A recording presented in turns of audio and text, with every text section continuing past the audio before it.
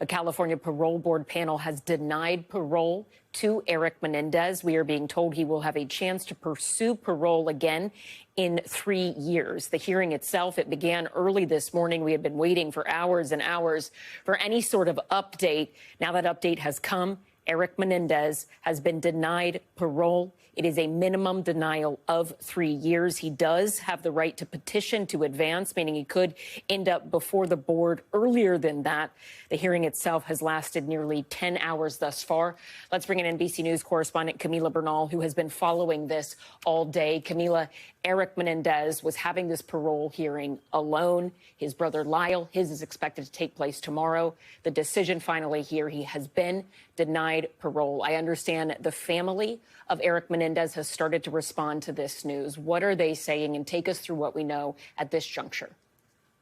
Yeah, so I'll take you through what the parole board said first, because they say that this is a tragic case. They say that they understand that this family didn't just lose 2 people, they lost 4 people because the brothers, of course, have spent most of their life behind bars. So the parole board saying that they were essentially amazed by the support of the family members. But here's what they said. 2 things can be true.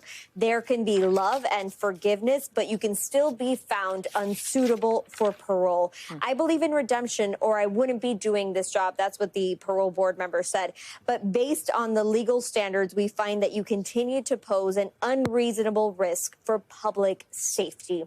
So now that all of this information is public, I can walk you through some of what happened today.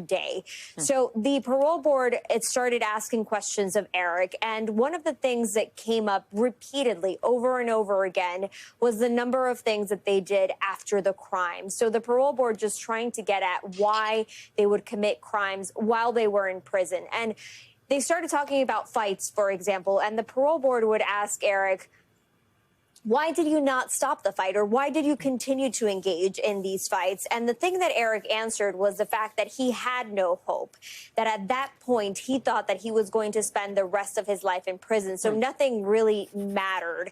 They spent a great deal of time talking about cell phones and the fact that they were able to smuggle cell phones into the prison. And I think part of the reason why they spent such a long time on this was because this was something that was happening even after the brothers had a chance at freedom, essentially. And the parole board asking Erik, why would you be using cell phones even after you knew that we were going to essentially be looking at all of this? And Erik responded saying, well, I wanted to have a phone to have the information, to be able to look up what the DA was saying about us. But the parole board was saying, you could have talked to your family members. You could have called them. You could have asked. You also have access to TV, so you could have been watching the TV. And essentially, he didn't have anything to say to that because he said he just regretted it. So the parole board really focusing on the fact that they could commit crimes again, which is why essentially he was denied this parole.